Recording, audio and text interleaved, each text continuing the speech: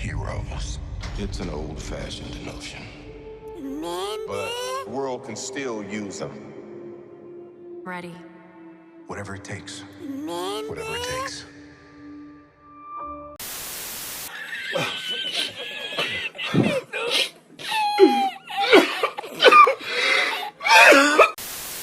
You know how everyone's been saying that Marvel's kind of fallen off? The quality of its shows and even its movies has just been dwindling to a point where it's not really exciting to see them anymore and they're kind of stinky. Whoo-wee! Wait until you see the Marvels. Hey everyone, welcome back to the Nerddom channel.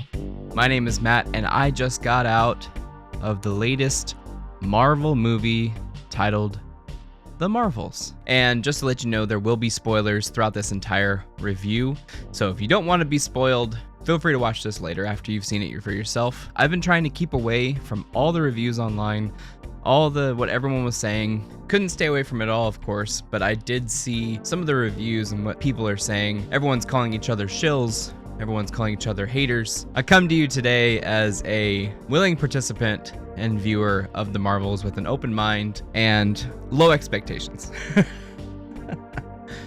I always have low expectations now going into a Marvel project, so you may think I'm grading it on a severe curve. I do think The Marvels is pretty bad, but I was watching the first part of it and I was like, it's not as bad as everyone's saying. And then we get past the halfway point. We get past the musical number. Somewhere around the halfway point that I started noticing the cracks in space and time, really.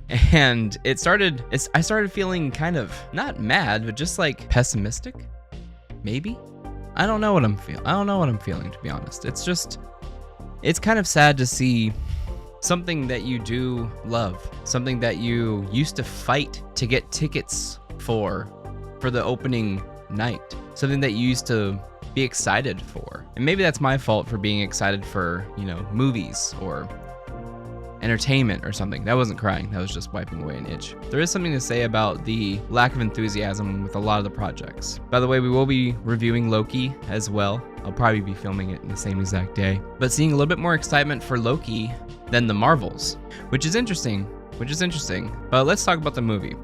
And once again, spoilers, I have watched all of Miss Marvel. I actually did a trip to Texas this week and I caught up with all of Miss Marvel. And just a little tidbit about the show, I thought the show started really strongly. I thought it was very cute. I'm not the audience, obviously, on that. The 8 to maybe 13, 14-year-old girls probably really liked that show. And it was probably made for them. And I don't mind that at all. At a certain point, that stylistic choice that they made in that show starts to kind of bleed away. And everything that I thought endearing about it, besides the main actress who plays Miss Marvel, she still carries the show very well, just by charisma and cutesy bubbliness of it all. The other stylistic choices that they made in that show kind of bleed away into just standard TV showy. And also the adults, especially with the Department of Damage Control, DODC, they are all written kind of like dumb. They're just so dumb. I don't know if they wrote it with like a teenage person in mind, but they're all dumb. But I didn't find anything super egregious about it. It did feel like it's Disney Channel, movie, show. So I wasn't too pissed off at it. And like I said, I liked Miss Marvel. She's cool enough. She's interesting enough to me. So coming into the Marvels and seeing her and her family are kind of the heart of the story, which is kind of sad for me to say because having the three main characters of the Marvels, Monica Rambeau, Carol Danvers, and Kamala Khan, I feel like all of them are at a disservice by having to share the screen because we haven't spent a lot of time with them, especially in the movies. If you haven't watched the two side TV shows, you really don't know who these people are. You go, oh, that's the little girl. Oh, that's the little girl from the first Captain Marvel. But why does she have superpowers? You know what I mean? And they kind of tried to just explain it with words. Like, oh, I walked through a witch's hex. You know what I mean? I did watch WandaVision. I liked, again, where that started too, and I didn't like the ending. And I watched Miss Marvel, so I am a completionist in that regard. Still haven't seen She-Hulk. I don't know if I'll get to it. But I feel like they all, by sharing the screen, it's just a disservice to those characters because I really do like all of them. They're not bad characters except for what Monica Rambeau said at the end of WandaVision. I didn't like that at all. I've had my criticisms with that. But her power set's really cool. You know, Monica Rambeau's Photon, I'm going to call her Photon because I don't want to call her any other names.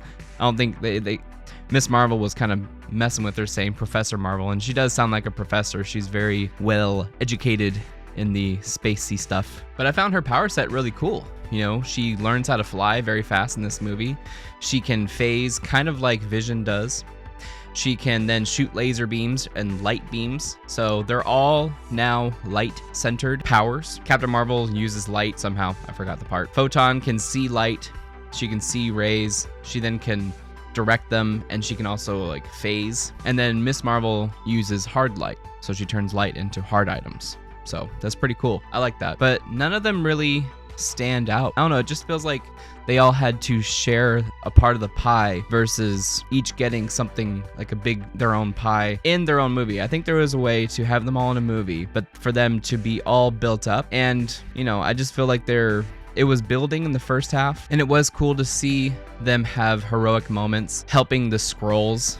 I mean, again, I think the Skrulls should be a phase all on their own. Please watch my Marvel Hates You video to talk about the Skrulls and Secret Invasion. But I had a better time with this than I did Secret Invasion, for sure. But it was good to see them do some heroic acts.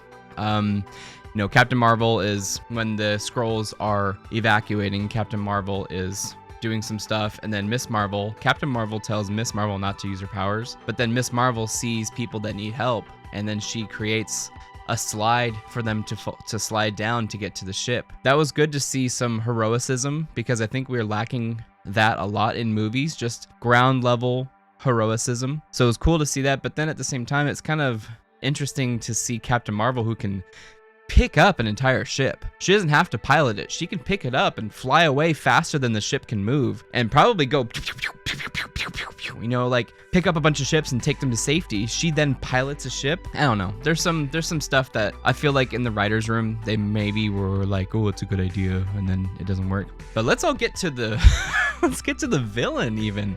We haven't even talked about the villain yet. So Dar-Benn, who is a swap from the comics. So they changed the character just a little bit. But her plan is to take air from one planet, water from another planet, and then the sun or a star from Earth. Now, commence Operation Vacuum Suck.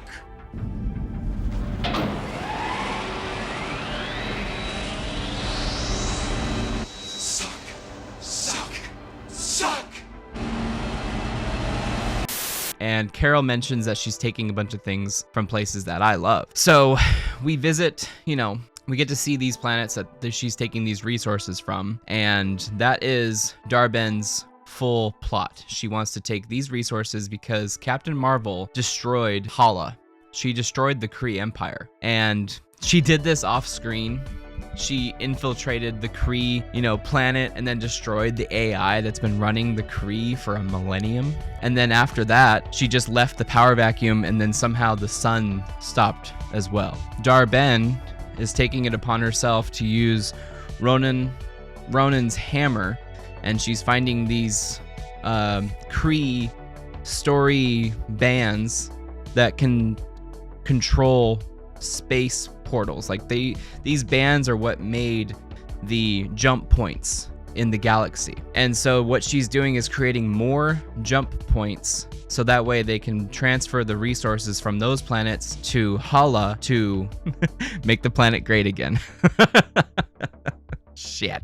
So we get to the part where she is taking water from a planet that is 95 or some percentage, Carol Danvers says, of water, and they speak in music and dance, or at least just music, song. They speak in song. I did find it very cringe. It didn't ruin the movie for me, but it was very cringe. It's almost like they knew it was cringe as well, because it's not that long. I heard it was like 10 minutes. It's not that long at all. It feels way less. So there's a very small musical dance number. It's not too bad.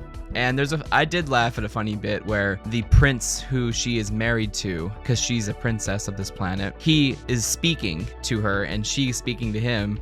And then I forgot if it's Monica. She's like, wait, he can understand you? And then she's like, oh, he's bilingual. So I thought that was funny. That was funny. I can laugh at stuff, okay? I can laugh at stuff. So there's a battle ensues with this musical planet. They do have warriors, they do have ships, and they fight the Kree, who is pulling the water. Basically, our heroes have a huge fight with Dar-Benn as well, and they fail. Kamala wants to protect her bangle, and she opens up the portal while they're flying, and Carol Danvers is kind of stubborn because she feels guilty about what she's done in the past. Kamala tells her that, you know, I made the hard call just like you did back at the Skrull camp. You know, people had to die because we had to save the ones that we could. And then that gets kind of tied up neatly in a bow pretty quickly. They're all sisters again. There is kind of cool stuff with the power switching at the first half. Some pretty cool fight scenes. I didn't have any problems with the fight scenes. I thought they were pretty cool. And it's a cool idea to see them switching body places and them having to train a little bit to get used to. I wish there was a little bit more communication between them on switching, but they do communicate with each other on times to switch. And that part I thought was pretty cool. You know, if one person's mid thing and they need to fight or get saved or do something, they switch and then the other person comes in and attacks. Like, it's kind of cool. But after this midpoint when they lose is kind of when things start going a little bit wonky for me. The space station, I haven't even talked about Nick Fury. Oh my God, Nick Fury. It sounds like Sam Jackson's having a great time, but the character of Nick Fury he's like a goof. He's a goof. He's a cat lover who's a goof. And I know the cats in the space station are supposed to be a cutesy thing, and they're definitely using the hell out of the marketing because they couldn't use the actors. I don't know. I found that nobody really was laughing in my theater. I had maybe 20, 30 people in the theater. Nobody was really laughing at it. It was falling very flat, and it was falling flat with me. And I don't know if they thought it was going to be like a cute idea, you know, like a baby Groot situation, you know, these cute creatures doing something that's kind of disgusting because of their tentacles, and they're swallowing people and they're putting them into like little pocket dimensions and then pulling them out. But there's a part where the space station gets overrun, or the Flurkin goose has been laying goose eggs has been laying out these sacks that look like brains, and they birth out more Flurkins, so just more kitties. It just so happens that the space station doesn't have enough escape ships, and it starts getting messed up after what Dar-Benn is doing to the sun, that they then have to get swallowed up into the Flurkins. That way they can put more of the little cats into a evacuation ship and get them out and landing in New York safely. So I was kind of laughing at the announcement that was over the thing. It said like, let them eat you. I kind of chuckled at that, but other than that, like the cats like coming up on the screen and they're all CG and doing little kitty things. I don't know. Nobody was really laughing at that part, which again makes me kind of sad that all this work was put into a joke. And I wonder if anybody back at Marvel was like, it's not really funny. But we get to the end after that, after she starts taking the sun, and they really don't show the sun getting taken a lot, but they then fight Dar-Benn at the end, and Dar-Benn gets injured. Peace falls on her after a pretty cool fight. It punctures like her side area. And so our heroes kind of feel bad for her. Carol explains that it's her fault, that she's the one who turned off the sun. And then all of a sudden, Monica's like, wait, you can fix this. You can just fly in there, restart the sun, and all is good. So Carol goes, I haven't done that before. And then Monica says, I've done a lot of things in the last day that I haven't done before, so you can do it too. And so Carol says to Dar-Benn, I am going to restart your sun, restart your star, and all will be good, I promise. But then Dar-Benn pulls a number on him. They pull the thing off of her, and then she grabs the hammer, and then she gets Miss Marvel in a sticky situation. And basically Carol's about to blast her, and she says, you better not, or I'm gonna blow her brains out with this hammer. So then Carol puts her hand down, and then she gets the other bangle, because that's the thing that she's been after this entire time, is the second bangle, kind of. I mean, she could have done everything with the one bangle, but I don't know why she needed the two. Plot. So then she gets the second bangle, and Carol's trying to keep her from clanging them together. And so when she's about to clang them, she gets boom, bashed into space. and they fight for like a split second, and then they're like, don't do it, you're gonna die. And then Dar-Benn clangs them together, and then she gets, bursted. But then what she does is she opens up a space-time rip into another verse, into another universe. This is probably the spoilers that you've all been heard. But very quickly, Miss Marvel, so Photon flies out, grabs Captain Marvel, and then Miss Marvel takes her hand and puts it around and gets the 2 bangles and the other 2, brings them back in the ship. Photon says, she did this rip in space-time continuum, but I can fix it. Both of you have to blast me with your thingies, and then I can fix it from the other side. Why does it have to be from the other side?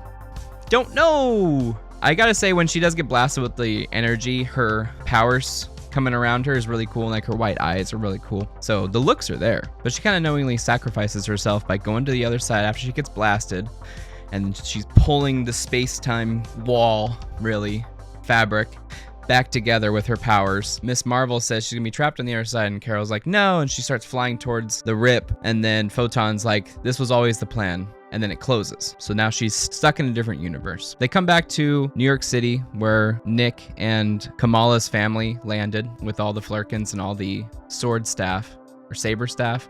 I don't know which one it is right now. Miss Marvel's really sad. They lost Monica. Sadness ensues. You see them back at the space base, fixing things up and taking stuff off of Monica's desk. And that's basically the story. So, you know what I mean? Like, I will say you do get to see a little bit more of Carol. You get to see more of her emotions, more of who she actually is. Very small amount. The person who's probably least serviced is Monica. She doesn't have too much time other than she's very smart about these particular things, and she's very mad at Carol for abandoning her. But Carol explains that she abandoned her because of what she did with the Kree, and she didn't want to come home until she fixed it. But little did she know that she could have Monica tell her how to fix it. So, she waited 30 years to do something. But in any case, the movie ends like that. Carol flies off. Monica's in the other dimension, other universe. And Miss Marvel, you see New York City, and then you see a character with a bow and arrow come into her door, and she puts her bow and arrow, and it's Kate Bishop. Kind of replaying the Iron Man 1 end credits with Nick Fury inside of Tony Stark's house, and it's Miss Marvel. And she mentions that she's putting together a team, and she wants Kate Bishop a part of it, because she still has this tablet that she stole from Monica Rambeau and was just reading it. So yeah, sure, this government agency just let her have it. But she's putting together a team. And she also mentions, did you know that Scott Lang has a daughter? So it looks like they're creating a Young Avengers. The problem I have with it, and this isn't an original thought really, but it's true, it's something I heard, was, is there an audience for a Young Avengers team? I've heard from multiple people that kids are kind of out. They're not the biggest superhero comic book fans. They're not. They're playing Fortnite, they're playing Call of Duty, and they're watching other stuff. But this is something that I did explain in my Werewolf by Night, that you can have a Young Avengers, a mainline Avengers, and then a Dark Avengers with Werewolf, Blade, R-rated stuff. So it's interesting to see something being set up that I don't know if they're going to be able to follow through on. And there seems to be a lot of setup. You know what I mean? Also, this is how many times have we seen a multiverse movie with Marvel, and the multiverse hasn't really happened? We've seen Loki with the variants, and Kang. I almost called him Krang. We saw Spider-Man and Doctor Strange. We saw Doctor Strange in Multiverse of Madness. But this multiversal story hasn't really been tied together. It's always been, there's a multiversal story individually, and then it gets fixed. There's a multiversal story here, and then it gets fixed. There's a multiversal story here that feels very tacked on, not an original part of the original movie in my opinion, and then it gets fixed.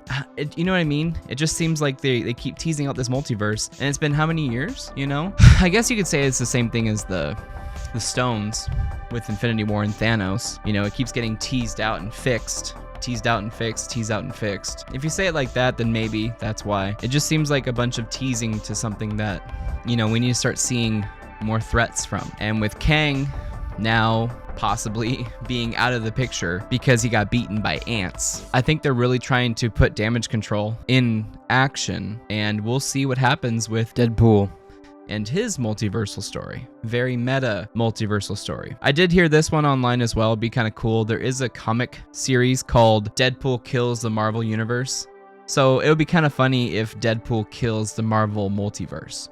I think that'd be kind of funny. And then we just start again, you know? I don't know how Young Avengers is in there. I don't know how anybody else is in there, but that'd be kind of funny to see, in my opinion. That'd be kind of funny. So it wasn't as bad as I was expecting it to be. And maybe I was expecting it to be way worse than what it really is. But it really does fall apart for me at the middle point, at 40 minutes, because it's an 80-minute movie. It's really short. They got in and got out really quickly. But the first part, I did find it really interesting what they were doing, and I liked seeing Carol actually have character. Again, Monica doesn't get a lot of character, unfortunately, other than she's really smart, and then she gets powers, or she uses powers more effectively after a little bit. But it wasn't as bad as I think everyone was saying, but I am finding myself a little bit more apathetic about the whole thing. And you know, we're going to talk about Loki in another video, but that one had me more interested, and I don't know why, because the story even for that was still, you know, kind of bare bones, but we'll talk about that in another video. That's my review for That's